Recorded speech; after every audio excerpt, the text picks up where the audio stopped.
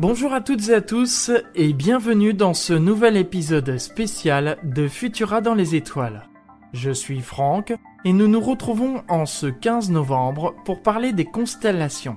Pour ne pas manquer notre prochain épisode consacré aux éphémérides du mois de décembre, pensez à vous abonner sur vos plateformes audio préférées.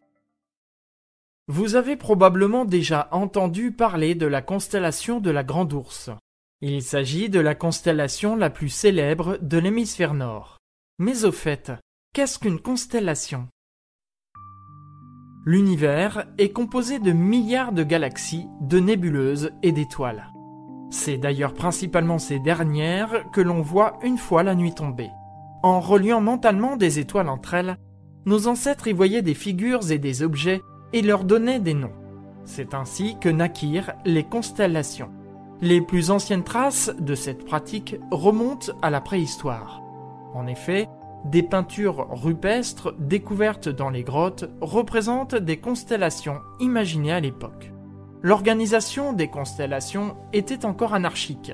Chaque pays avait ses propres représentations. Ce sont les Grecs qui mirent de l'ordre dans celles-ci en les cataloguant. Les astronomes chinois regroupèrent eux aussi les étoiles visibles sur leur territoire en constellations selon des formes et des noms différents des astronomes grecs. Au IIe siècle, l'astronome Claude Ptolémée se basa sur les travaux des astronomes occidentaux pour regrouper 1022 étoiles en 48 constellations.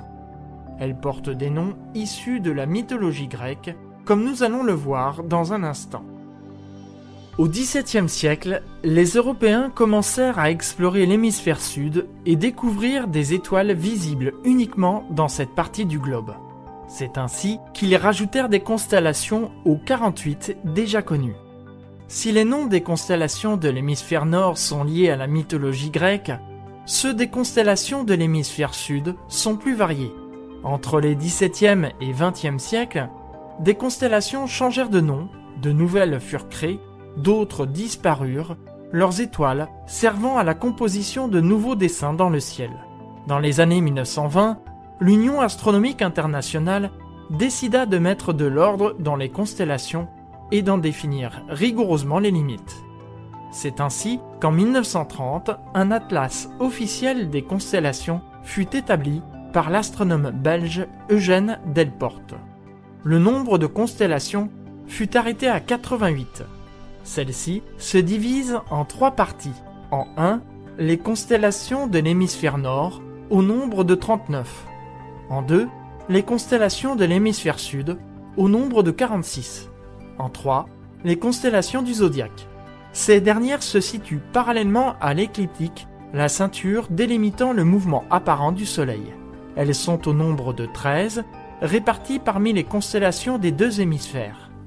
En astrologie, le zodiaque est divisé en 12 zones associées aux 12 signes du zodiaque.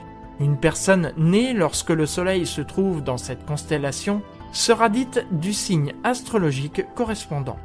Si l'on reprend le nombre de constellations visibles dans les 2 hémisphères, 39 et 46, cela donne 85, alors qu'il y a 88 constellations en tout. Il se trouve que 3 d'entre elles ne sont visibles dans aucun des hémisphères. Que ce soit dans l'un ou l'autre hémisphère, les constellations ne sont pas toujours visibles.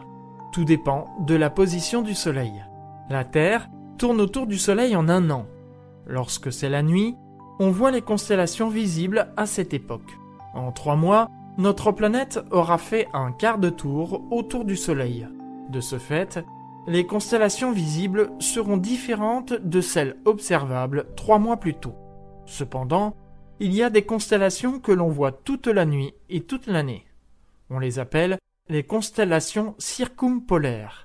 Elles se situent autour des pôles, dans le prolongement de l'axe de rotation de la Terre. Si les constellations ne semblent pas bouger, car nous les retrouvons à la même place d'une année sur l'autre, il faut cependant savoir que rien n'est immobile dans l'espace. Mais les astres qui forment les constellations sont si éloignés qu'il faut des milliers d'années pour remarquer leur déplacement. Ainsi, lors de la préhistoire, la célèbre constellation de la Grande Ourse devait avoir une forme différente de celle que nous connaissons aujourd'hui. Et si les étoiles qui forment les constellations semblent se situer sur le même plan, là encore, il n'en est rien. Par exemple, les étoiles de la Grande Ourse sont situées entre 44 années-lumière pour la plus proche et jusqu'à 180 pour la plus éloignée. Beaucoup de constellations tirent leur nom de leur forme et de la mythologie grecque. Voici l'histoire de la Petite Ourse et la Grande Ourse. Un jour, Zeus tomba amoureux de la nymphe Callisto. Afin de la séduire, il prit l'apparence d'Artémis, déesse de la chasse, et de leur union naquit un enfant, Arcas. Lorsqu'elle eut vent de cette infidélité, Héra, la femme de Zeus, punit la nymphe en la transformant en ours, condamnée à errer dans la forêt. Un jour, Arcas, devenu grand, partit à la chasse, et Zeus, craignant qu'il ne tuât sa propre mère, transforma mère et fils en constellations et les envoya dans le ciel. Merci d'avoir écouté ce podcast Futura dans les étoiles. Si vous appréciez notre travail, n'hésitez pas à nous laisser un commentaire avec le hashtag Futurapod afin d'aider plus de personnes à nous découvrir. Vous pouvez nous retrouver sur Apple Podcasts, Spotify, Deezer, Castbox et bien d'autres pour ne plus manquer un seul épisode. Quant à moi, je vous retrouve le 1er décembre pour une sélection d'événements à observer dans le ciel durant le mois prochain. À bientôt!